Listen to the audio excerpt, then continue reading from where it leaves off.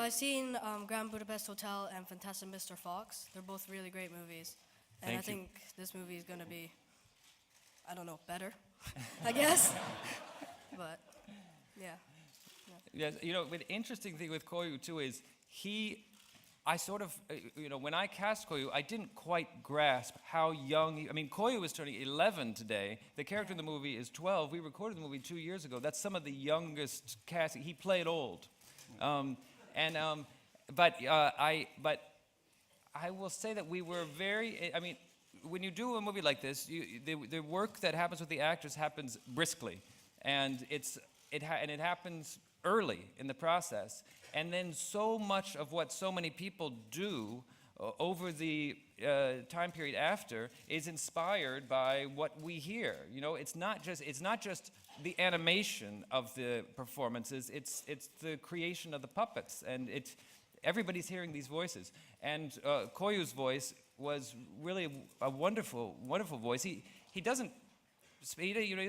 I don't even understand most of the stuff he says. I don't speak Japanese, but there's a wonderful quality to his voice, and it really inspired us for making this character, this puppet. We didn't start with the mirror. I think we started with the dogs, so it was sort of.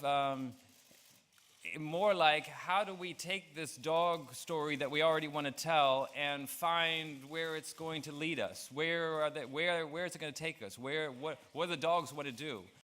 Just great storytelling. It's just wonderful, different, odd storytelling. And I think that's the thing that most actors are attracted to, is to go where the great stories are being told. And to be able to do something with Wes was an easy decision for me. Stop motion is he's asking about using models rather than more sophisticated modern digital techniques. And with the stop motion movie, there's a certain part of it that's going to be models. I mean, it's an old-fashioned technique in the first place. If you're going to do it that way, you're embracing old methods. But we push that as far as we can push it. We try to do everything we can in the camera, and I don't think there is anything in the whole movie that is actually what you would really call CG. There are things that are combined in the digital process, but there are elements that we've really shot. Everything is a miniature. Would you say that, Jeremy? I'm asking Jeremy Dawson.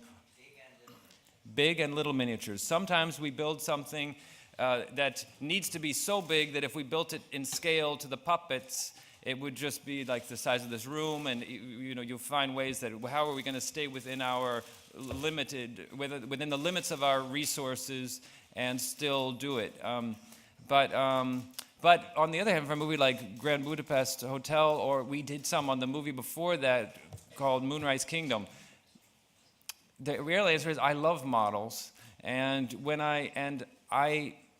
I just respond. There's some kind of charm in. It's a funny thing because usually I want to do the model in the first place. We work hard on the model. I know it's a model. I'm doing it because it's a model. But then when it's in the movie, I am always trying to convince people it's not a model and see if I get to. And everybody knows instantly. You can tell instantly when it's a model. You're not fooling anybody. But it's something that I associate with sort of cinema history. And I love seeing a model pop up on the screen in a Hitchcock movie or Carol Reed it's part of the tradition of movies I love. When we did the Royal Tenenbaums, Owen Wilson and I came here together, and then when we did The Life Aquatic, we were here together. And then we had Grand Budapest Hotel with lots of people here. We were here together, and so this is the fourth one, if I count it properly, which I think that's right. I've been here before a few times, but this is the big one. This is the one that really counts.